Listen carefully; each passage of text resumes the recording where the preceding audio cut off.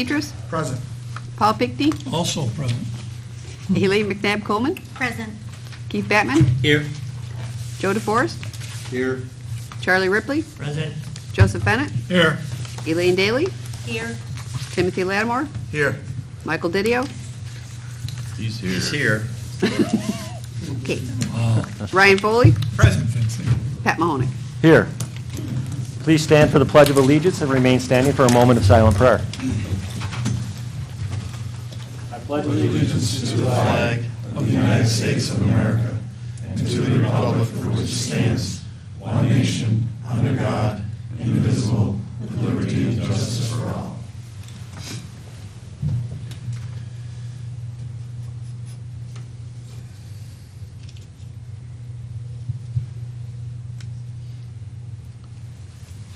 Thank you. All right, it is 6:05, and I would like to open up the public hearing for a local law amending local law number 2 of the year 2017 and establishing a sustainable energy loan program in the county of Cayuga. We will be having a presentation by Mark Thielking from Energize New York. Yep, right on. Good evening, everyone. Nope, he's going to use that a little quicker. It's the Using bottom this? one, we'll move it forward. The bottom one? Yep.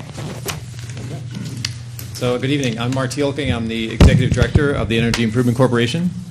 And I was asked to give a brief presentation about the what's called Energize New York PACE, or the Sustainable Energy Loan Program, before you vote on the local law today. So, just for review, because I think you went through this already about 16 months ago, we're the Energy Improvement Corporation. We're a not-for-profit local development corporation. We're owned by and controlled by municipalities like yourself that wish to offer services related to energy efficiency and renewable energy. And we're more commonly known by Energize New York. And what we're talking about tonight is Energize New York PACE. Energize New York PACE is a service that is enabled through a local law, through a state law that was passed in 2009, that was recently amended in 2017, which requires all of us counties and cities that already enable laws to enable this law to amend them. And so we're here to amend your local law because the state law, Article 5L, legitimacy of the law, was amended last year. So just to give you a review of Energy Improvement Corporation, we are actually, there are about 50 municipalities across the state that have passed local laws like yourself to enable these services for energy efficiency and renewable energy. Represents about half the population of the state outside of New York City. And you're one of those. You enabled your law back in February of 2017. So areas in green are municipalities that have enabled PACE financing just like you have. The overview that I wanted to give today was about Energize New York PACE financing. What's different about PACE financing relative to regular loans is that this is truly a public benefit. It's just like a sidewalk improvement process or a sewer improvement process, except that it's specific to energy efficiency and renewable energy. So the financing comes essentially from Energy Improvement Corporation, but it's authorized by counties and cities around the state. And again, you authorized this 18 months ago. Today, you're just amending the law to accommodate the laws that would change at the state level. So Property Assessed Clean Energy allows for 100% of the cost of financing of energy improvements. It's repaid through an annual charge on the tax bill. Eligibility is not based on the traditional metrics of financing. It's really based on the property's ability to repay that extra tax charge on the property. The significant benefit is that it automatically transfers from property owner to property owner. So much like sidewalk improvements and, again, sewer improvements, the property owner that owns that building receives the benefit from those improvements, but they also continue to pay the charge until it's paid off. And because we're able to offer this in a long term, 20 years, you can do very deep improvements to these buildings. So solar and furnace improvements, these are the type of improvements that are accommodated with these long terms. The way PACE financing is enabled, again, just as review, is that there is a local law that needs to be passed. Again, you passed your local law in February of 2017. A municipal agreement between ourselves and the county was signed soon after that. And then you must formally request membership to the Energy Improvement Corporation. Again, that was done last year. You're a full member of the Energy Improvement Corporation. All we're here today to talk about is, again, amending your local law so that you can take advantage of the state law changes that makes PACE more accessible. So in closing, I just wanted to give you some examples of projects that we financed. Currently, we only finance projects in commercially owned properties and not-for-profit owned buildings. We do not finance properties that are owned by individuals. And the eligible improvements are anything related to renewable energy or energy efficiency, but they must run through a NYSERDA or New York State process to be qualified. So that includes solar, obviously, but it also includes efficiency measures like insulation, chillers, and new windows. And some projects that we financed include this senior living facility in Peekskill. We financed commercial buildings like the one in Ossining. We financed multifamily buildings as well. This was in the city of Mount Vernon, down in Westchester County. We've also been able to finance upgrades to hotels, like this one in Dutchess County. And again, it just gives you the flavor of the types of improvements that, again, are very deep, very material. The savings on these projects, for example, on this project, they're saving $12,000 a year over on top of what they're paying on the tax bill to the county. All in told, we've got about $9 million in projects that are active or already closed throughout the state. And that's growing much rapidly now because of the changes that happened at the state level with the state law and all the amendments that are happening at our membership level. So I had to make this presentation brief because I know you have a busy agenda. What we're here today for is, again, to amend your current local law.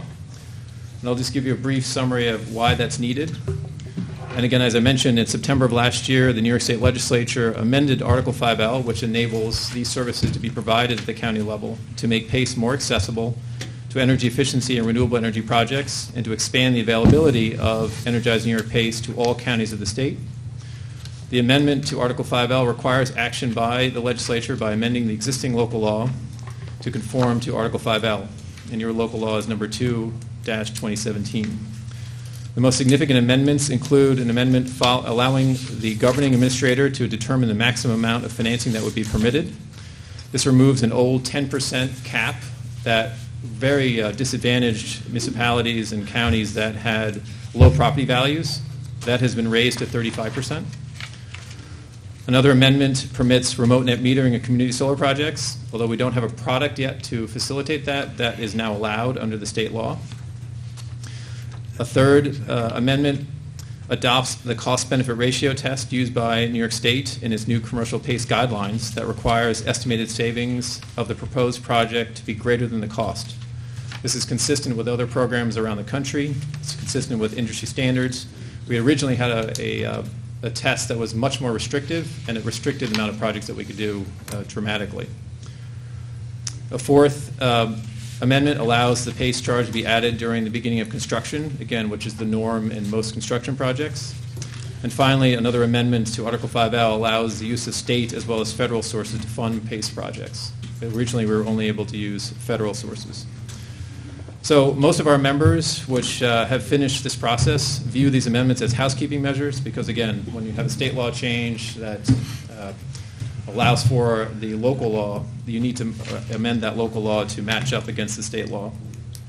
So we've assisted over 50 municipalities to enable these amendments, and I'm here to facilitate your process as well. So I'm here to answer any questions. Any questions? Mr. Dennison? Yeah, on I think it was your first page where you showed the interest rates or whatever. Just curious. I mean, you said you guys are the ones that provide the financing, but you gave a 5.7 to 6.7, I think it was, something like that.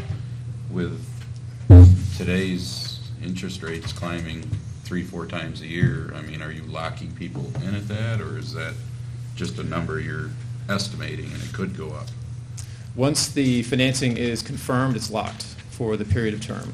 So there are no floating rates. If in 2 years interest rates were 8%, though, would you still be offering 5.75 to 6.75? No, I mean, so before the financing is confirmed, those could move. But once the financing is locked in, so that the client actually has signed the finance agreement, then it's locked for the term of the financing.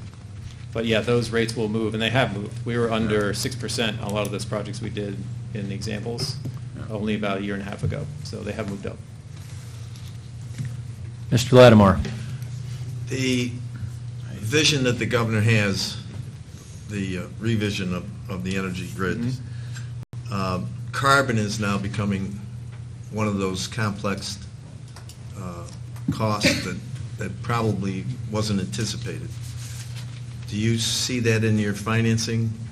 How do you handle the carbon that's coming down the pike? So there is a price on carbon. It's actually determined through the guidelines that NYSERDA has released to guide projects like the ones that we're financing. It's a very small amount of money, frankly, relative to the savings that are generated from energy savings. So if the nature of the question is there a carbon price that's being factored into these projects? There is, but it's a pretty small number relative to, and it's just because the price of carbon is so low. Is that the nature of your question? Sort of. You came close. Now the meter versus the net metering, you think net metering's coming back? That's a loaded question. I'm definitely not. I'm a finance PACE person, and that is being dealt with a whole bunch of much smarter people than me related to that. I know the meter's been a very important part of the move towards creating the right dynamics for solar. Net metering sometimes is viewed as a little bit crude in the sense of providing the right benefits, but I think there are changes coming to make meter a little bit more accessible. It's a very nuanced question. Unfortunately, I'm not your guy. Any other questions? All right. Thank you, Mr. Tealking. Thank you.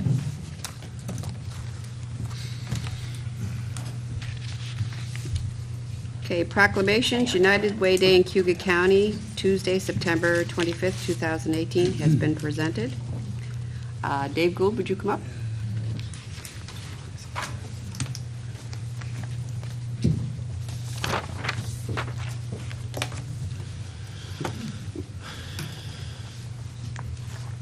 Sheriff's Week in Cayuga County, September 16th through September 22nd, 2018. Whereas the Office of Sheriffs has been an integral part of the criminal justice system in New York State and in Cayuga County throughout our history, having been established in the first Constitution in 1777 and having been continued in every succeeding Constitution, and having been one of the original constitutional offices of our county. And whereas, despite changes in its function, status, and powers during its long history, the Office of Sheriff has maintained a continuous existence, preserved its distinguishing heritage, and continued to be an essential component of our criminal justice community. And whereas the Office of Sheriff has evolved into a modern, professional, full-service law enforcement agency manned by fully trained police officers using state-of-the-art technology and applying the latest and most advanced theories and practices in criminal justice field. And whereas as first responders to crimes, accidents, and natural disasters, it is important to acknowledge the sacrifice that each of these officers makes to honor their families that love and support them.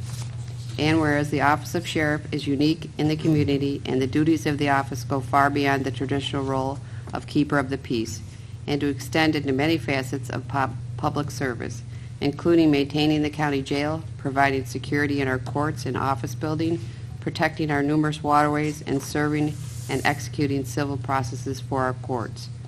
And whereas as constitutionally empowered entity directly responsible to the people, the ancient Office of Sheriff remains even today responsive and accountable to the public it serves, and is at the front line preserving the freedoms guaranteed in our Constitution.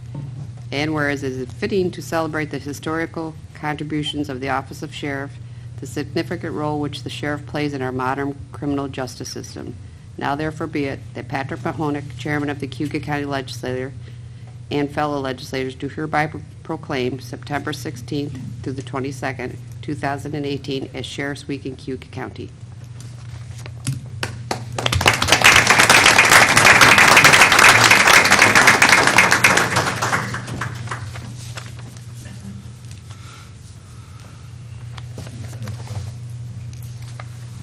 Real short. Thank you, Mr. Chairman. I appreciate it. Thank you, legislators and department heads and all the other guests. On behalf of all the members of the Sheriff's Department, we really appreciate it.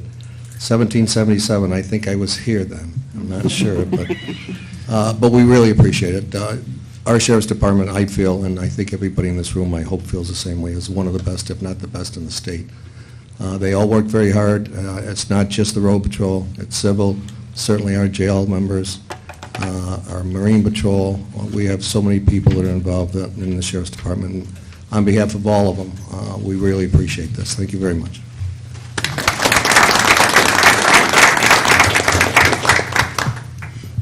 Tell the sheriff's getting ready for retirement because the speeches are getting shorter. Next up, we have our audit presentation. Leslie Spurgeon and Cyril and company.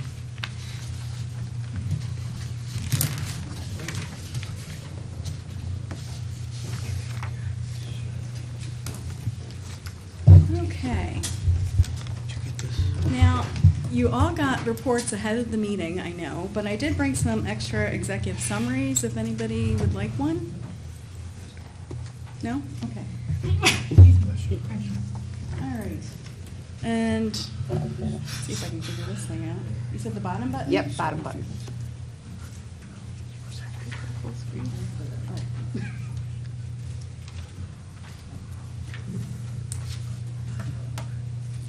We're waiting for it to load. Oh, I gotta keep, oh, sorry.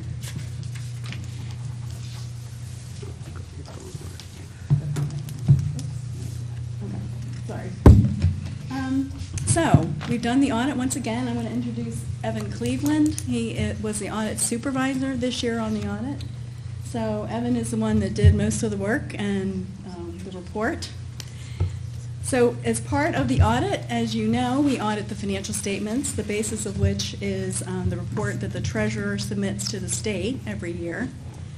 And so we're rendering an opinion on that financial statement, and we've given you an unmodified opinion, which means that we believe that they're fairly stated in all material respects in accordance with generally accepted accounting principles. So that's what you want, an unmodified opinion. Now, we also audit you under government auditing standards. So in the bound book that you got, there is a separate report, and we didn't have any issues with internal controls or compliance that we need to report to you, so clean there. And then the last thing, or the next to the last thing, is the opinion on the federal compliance part of the audit. So we're not only auditing the financial statements, we're also auditing your federal expenditures. And this year, you spent close to $20 million of federal dollars. Now, most of that is in DSS.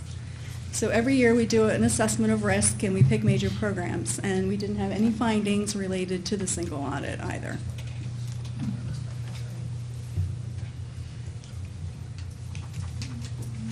Now, you also got a letter. I won't go into a lot of detail on that. It's called Communication with Those Charged with Governance at the Conclusion of the Audit.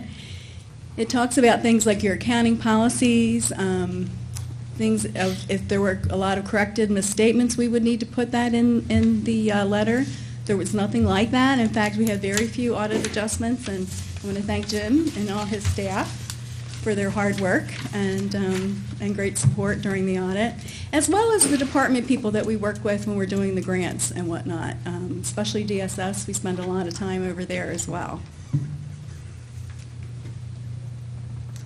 Now, I'm going to turn it over to Evan, because he's more familiar with this. He actually did the work. But we were asked by Jim and Justin to do an agreed-upon procedures on the highway department, so I'll let Evan talk to that.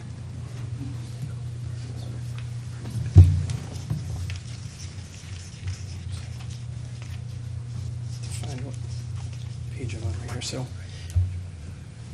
So as part of our audit, we were asked to perform a review of policies and procedures over the highway department payroll, particularly payroll.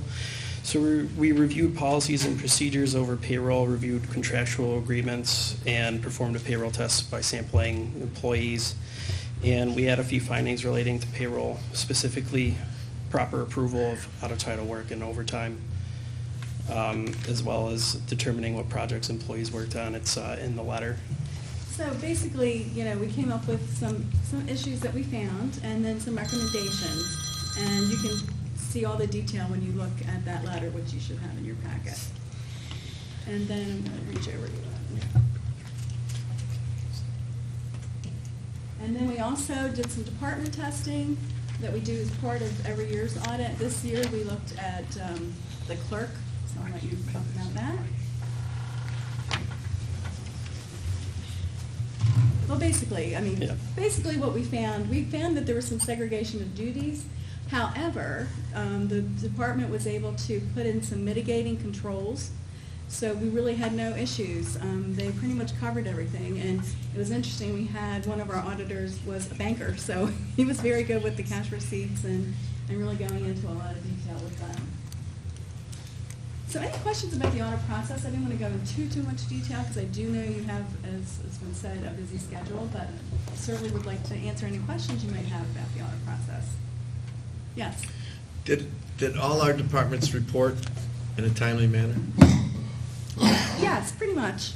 Okay. We waited for, a little, the CEP is always very difficult, the schedule of expenditures of federal awards, but, it all worked out and we got everything that we needed. And did you include the raise, or we got an additional $2 million in sales tax at the end? Is that included in this audit or no? If it's, whatever's related to the 2017 year is accrued. Okay. 17. Okay. Should be, it would be in the report. It would be in the numbers. As part of the sales tax line. Any other questions? Okay, well, Evan's going to go briefly over the numbers, not spend a lot of time on it, just kind of hit the highlights for you. So as you can see, total assets are up about 1.2 million. It was mostly due to sales tax, which is due from state and federal governments, which went up from 9 million to 12 million. And ending in fund balance of 29 million, so that's up 3.1 million from the year before. It was mostly due to sales tax receipts increasing significantly from the year before.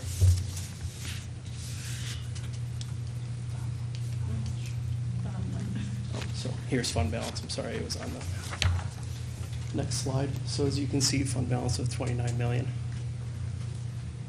up from 26 million the year before. Now, were there any questions about the fund balance section? Jim was thinking that maybe some of you had some questions. Okay, Jim? Just might want to point out the actual fund balance. I'm sorry? When you take out the unspendable, the non-spendable and all of that, and Okay. reserves. If you notice that non-spendable went up a whole lot. What is in non-spendable? You have an asset on your balance sheet called prepaid expenses. That's considered non-spendable. You can't spend it for anything else. Now, last year, you transferred money from, or the receivable from Soil and Water, because you had forwarded them some money for the digester. That was sitting in the capital fund. It got transferred over to the general fund. Now, that is a long-term type of an asset, so that goes into non-spendable under accounting principles. So that's why that number looks so big. Prepaid expenses are up, but also we have 1.2 million of the receivable from Soil and Water in that as well. So there was a revenue item, interfund transfer in the general fund to cover that 1.2 million. So it didn't take anything away from, the unassigned category. And then the restricted 4 million, that was the money that you put in your capital reserve. And then committed is just some reserves that really aren't functioning as a legal reserve. Assigned is your appropriated fund balance, encumbrances, and some other monies that you set aside for other purposes. So you can see the unassigned went down. Your fund balance went up. The unassigned went down mainly because the prepaid expenses went up and your restricted went up so much. So basically, you're taking money out of your unappropriated or your unassigned and putting it into restricted. Yes. And if I may point out, I can't quite say it's 18 million in the unassigned. Yes. Just would point out that the unassigned fund balance of 18 million, which actually went down, is the money that we generally think of as fund balance. It's the amount of money that would be available to fill in, to pay for unexpected expenses if we wanted to draw from it for operations or whatever. So that's the number that has to do with has direct budgetary impact Right. and so on. And That's the board made a important. decision that they were going to take money out of that category and put it in restricted. Right, right. That's the 4 million that you guys put in reserves. Right. Right. Right. Okay, and then, So moving on to the revenues and expenses. we can just, So revenues are up mostly due to sales tax, and as you can see, excess of revenues over expenses of 3.1 million, ending in fund balance of 29 million. so as I was saying, that fund balance change, that $3 million, 1.2 of that was the transfer in from the capital fund.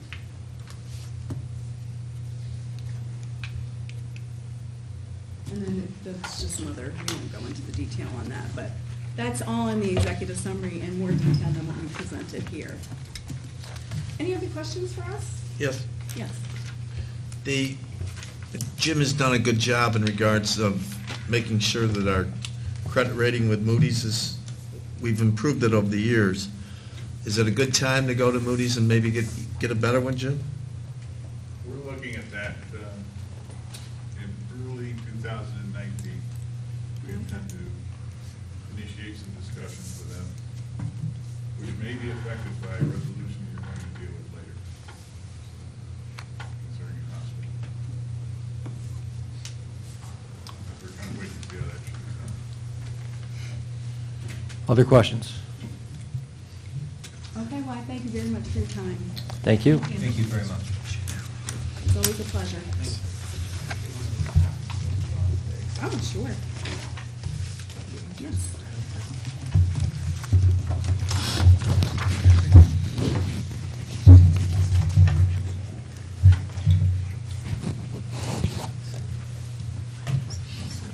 At this time, is there anybody that would like to speak on the local law?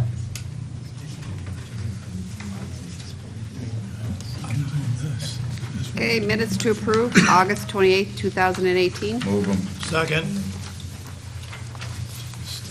Thank you. We have a motion and a second. Any discussion? All in favor? Aye. Opposed? Those are carried.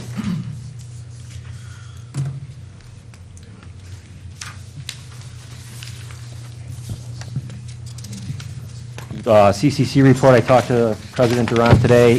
He was unaware of the change in the schedule, so he was unavailable. He had a prior commitment, but he will make himself available to any individual legislators on any questions. Committee reports and individual legislators' reports. Mr. Didio. Thank you, Mr. Chairman. This past week, there was a few legislators and the county administrator attended the NIFAC conference in Rochester.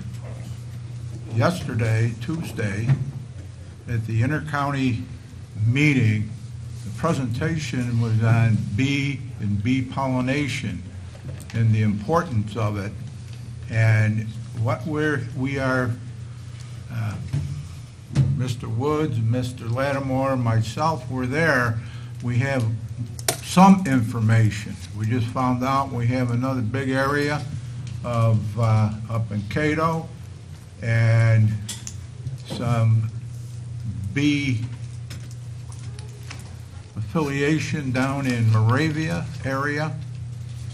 And what we will do is make contact and find out who's who with bees and bee pollination and the production of honey.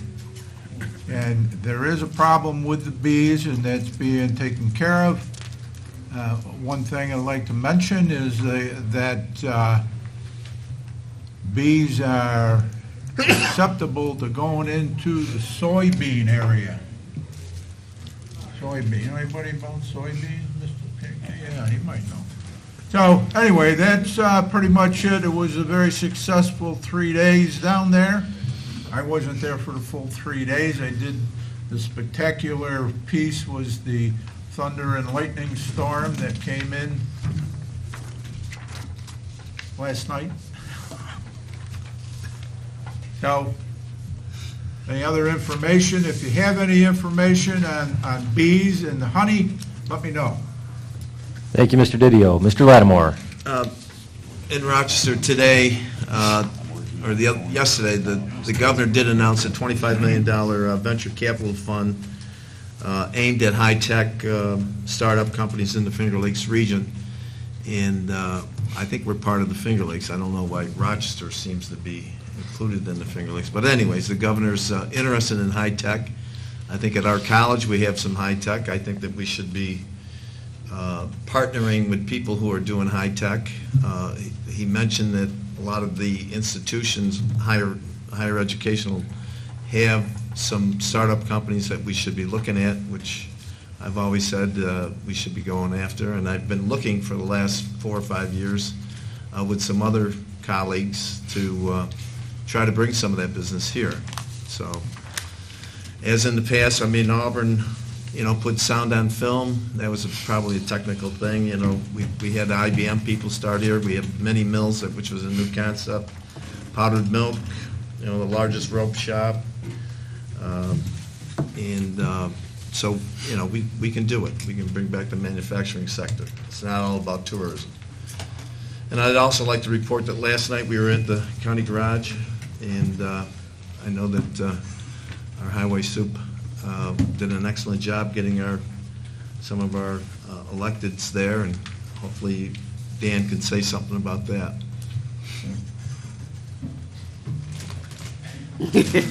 Not to put you on the spot or anything. 304 of the Assemblymen, the Minority Task Force, Transportation Task Force, were there to hear our concerns about the funding of the state and federal money and what we can do, what they can do to improve it. And there's basically going back and lobbying to Albany so they can hear all our complaints. And that's what we feel could be done better. But we had all the towns represented there, right, Dan? No, there's only about half of them. Half of them there? But it was a good turnout and good conversation, and it's good to see that Albany might be able to give us some infrastructure money for bridges and roads. Hopefully we can get some of our money back. We'll see what happens. Any other legislative reports? Mr. Chairman? Yes, Mr. Lattimore. On energy, I know that we have discussed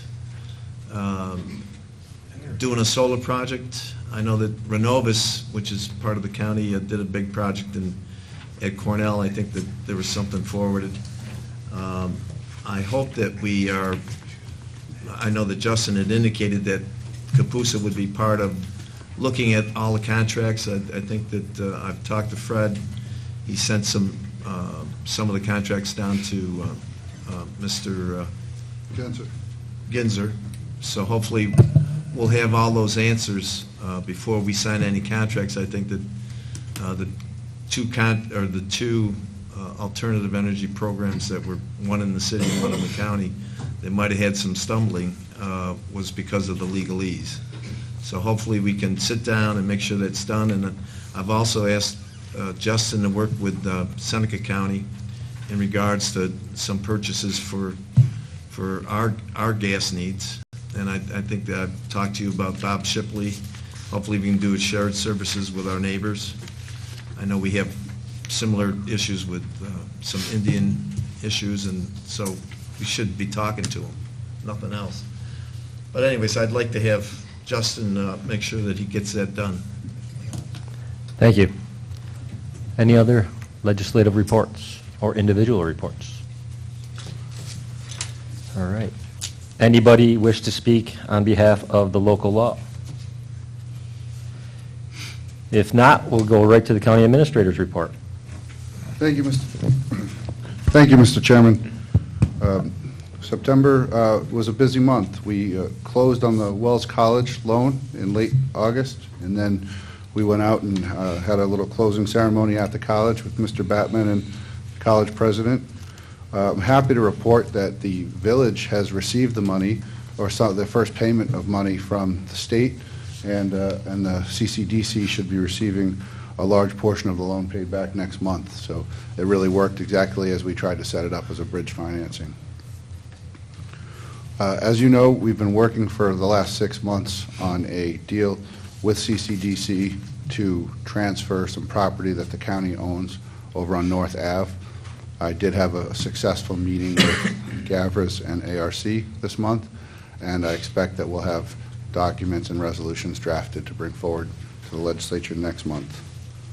CETA is working on updating its strategic plan, which we hope to bring forward along with their budget this year. And we kicked off the website project that you authorized over the course of the summer. We've had individual meetings with the departments about content and structure, and we're taking an aggressive timeline to get that project up and operational. Some of you may get calls from the municipalities about the hosting that we currently host, about 22 municipal websites. We will continue to host those websites for them at no cost as we currently do, and there is an option for them to customize the sites through the vendor if they're interested, but they're able to continue to host their sites and put their own content up the way they currently do at no cost. We held the employee recognition event this month. Mr. Lattimore helped me co-host it, and it was a really great event. Many legislators were there. I think we recognized about 75 employees, and I just wanted to take a moment to recognize a couple of the really long-serving employees that were honored this year. In the Highway Department, Rob Ralph Jr. was recognized for 30 years of service. In the Mental Health Department, Liz Pawinski and Don Proper were both recognized for 35 years of service. In Social Services, Mary Beth Nielsen was recognized for 35 years of service. And in the Youth Bureau, our department head, Lloyd Haskins, was recognized for 40 years of service. There were a number of milestone recognitions ranging from 5 to 40 years, but 30, 35, 40 years, I mean, that's an amazing commitment to serving this community. I just wanted to take a moment here to recognize those. We submitted the shared services plan following the presentation that we made. CAPUSA is continuing to work on its work plan for the Clean Energy Communities Grant. They had a great work session last week, and we continue to work on finalizing that to issue the RFP. We do have and finalized a draft, or not a draft now, but a budget calendar that I think the chair is going to go over later, but we are waiting to finalize that with him and Mr. Bennett, and that's occurred. As Mr. Lattimore said, a number of us went to the NISAC Fall Conference, which was really great. And two other things, there's a couple of big announcements from Union Springs. One was the authorization by the state, the creation of the Banking Development District, which stands to bring $10 million of investment into the village. And the other is a recent announcement of the Elite Bass Masters Tournament coming back there next year, which is projected to bring 20,000 visitors to our communities. So those are two big, exciting announcements over there. And in terms of the budget, we're happy to report that sales tax continues to perform strong this year. We're on pace to be over budget with sales tax. Federal inmate revenue is performing extremely well this year. Through August, we're already at 80% of our projected revenue, so we forecast to exceed budgeted revenue there as well. So the 2018 budget continues to perform very well. We have some significant areas where we didn't expend budgeted or approved funds this year. So we expect 2018 to finish, from a budgetary standpoint, very strong. For 2019, we've been going through and meeting with the individual departments. That is just about wrapped up, and we look forward to working with all of you to establish the budget parameters and go forward into developing a successful budget for 2019. Any questions for Mr. Wood? Mr. Foley? Yeah, Justin, just a couple of questions. You mentioned Bassmasters. That's awesome. I think, we always welcome that. I know in past years, though, they have come and asked us for funds. I think it's been $10,000 from Do you know if they are coming again to ask for that? I don't have confirmation of it, but I'd be surprised if they didn't. And I believe last time they never used the funds that we had. I think their request this time is more in terms of logistical support.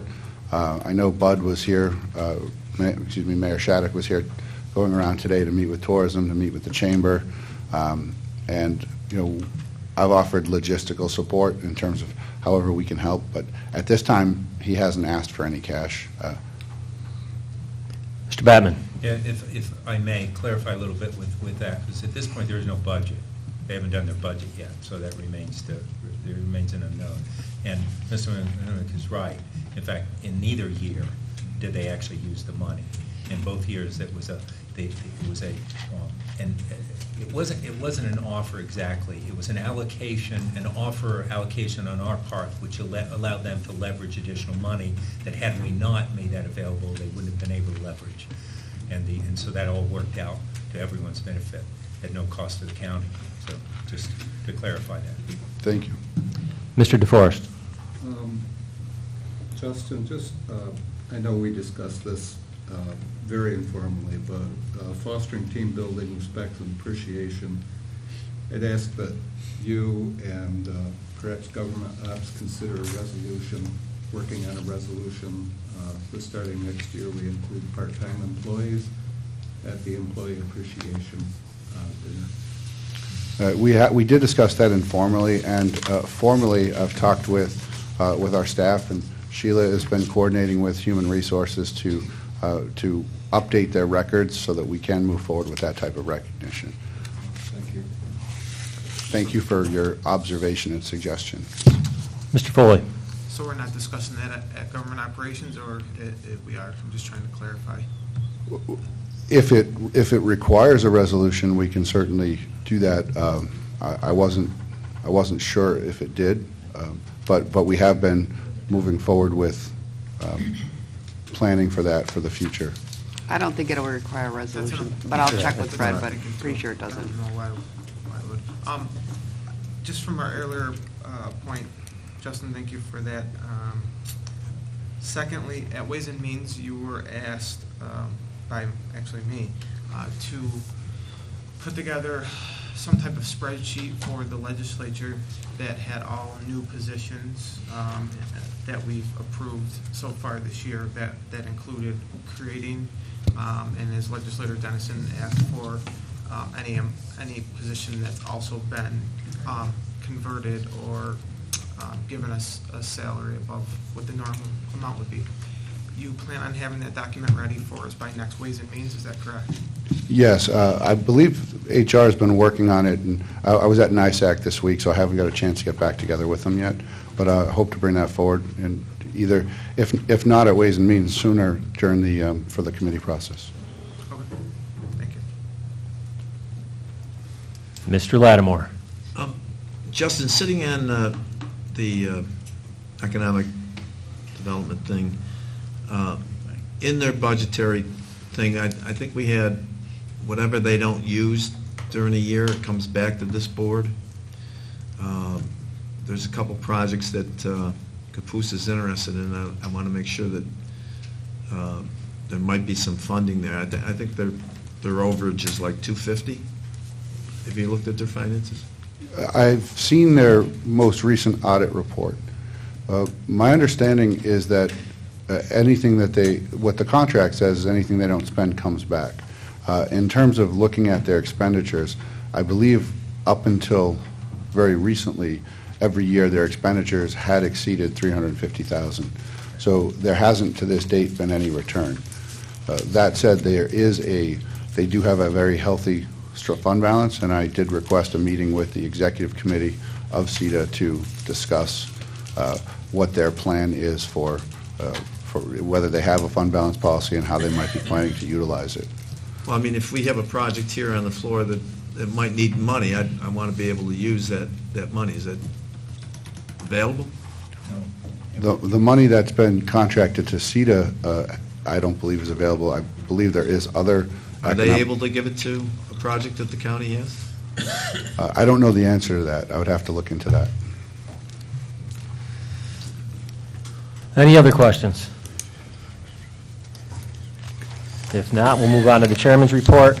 As a result of the legislative leadership meeting that we have every other Monday that we've established, that group consists of the minority, majority leader, and then one person from each party. One of the requests was to get a hardline budget calendar, which I believe everybody got a copy of tonight. Just want to highlight a couple things on there. It says on October 30th that there'll be a special Ways and Means meeting. We're hoping to get information out to everybody prior to that for the budget, the tentative budget presentation, to get hard information out to you before that so you'll have more time to review that, do the budget presentation, and then on Thursday, November 1st and Thursday, November 8th, there'll be special Ways and Means meetings consistently as we have done in the past to discuss the budget and offer any changes or amendments to that budget. Tuesday, November 13th, there'll be another Ways and Means meeting, and there'll be the last changes and the approval of the tentative budget by the Ways and Means Committee. After that happens, on the 19th, there'll be a special ledge meeting where the legislature will adopt the tentative budget, which then makes that budget our fallback budget if we can't pass one by December 20th. So there's a lot of opportunity, and this is very consistent with what we've done in the past. There's a lot of opportunity to make changes, make suggestions, review what's given to you, and please take advantage of that. On Tuesday, November 27th, there's a special ledge meeting, and all the times are on the calendar that you received. That'll be the public hearing on the budget, when everybody gets to come in and make their pitch for any changes that they would like to see. That also is an evening, as in the past, actually last year, where we adopted the budget. So that will be a possibility if everybody's in agreement at that point. If not, we do have a budget meeting scheduled, or a special ledge meeting scheduled for the 13th to adopt the final budget. And then our last chance will be on the 20th. And if we do not adopt the budget by then we fall back to that tentative that we agreed to on November 19th. So that's the budget calendar. Again, that's fairly consistent with what we've had in the past. I'd like to thank Justin, Lynn, all the department heads. I think they have completed just about every department meeting except for DSS, which is going to finish up here shortly. And then we'll get some hard figures out to everybody. I also want to thank the treasurer and all the department heads for the successful audit. I had the opportunity to speak with the auditors prior to this meeting, and she says that there's been consistent improvement through this process every year. And that's a credit to not just the treasurer and his people, but all our department heads that handle all the grants. So that's great news, and thank you all for that. Bassmasters, I was there for the preliminary discussions that Justin talked about, where the only ask at this time was for logistics, and the only thing that was offered was logistics. Again, this is a great opportunity for our county, so if another ask comes in, it's something that will be brought to this entire body, and hopefully we can examine that to see if they can leverage that for other funds, then maybe we should pursue those. But that will be in time coming as planning continues to unravel. That's it for me, unless anybody has any questions. Mr. Lattimore. Just point of order, Mr. Chairman, we have a committee system at Ways and Means, like Abundant wasn't passed. Does it go back through committee? Any legislator can bring a resolution to the floor. Okay. So if a legislator brings it to the floor, it can come back. What happens after that is up to the entire body. Mr. Foley. Yeah, Mr. Chairman, just a quick question for, I'm glad that you mentioned for the 19th of November that if we pass that tentative budget, that it goes into effect. Do we know what happens if we don't pass it at that time as a full legislature? Does it revert back to something else? I know that we've gotten caught up in this previously, in previous years, so I just wanted clarification on that. We have to pass a tentative budget to continue through the process, so it would have to be, people would have to make the suggestions to the budget that they are comfortable with, and we would have to get the consensus so that we can pass that. Mr. Batman. Yeah, I think the way it works is that if the legislature, I can't remember the date, 10 days maybe? And then the clerk. If the legislature doesn't adopt that tentative within 10 days from the presentation of Ways and Means, then the Ways and Means, the budget that came out of Ways and Means becomes a tentative. So you have to have a tentative, you have to have a final. That's the December 20th? Yep. This year? Yeah. Yep. Date. So. Solid, thanks. Yeah, that's one of the interesting things that the state imposes on us, but not on Not on themselves. themselves, yep. We have to have one then. Although, interestingly enough, if the legislature doesn't act on the governor's budget, his budget becomes the budget.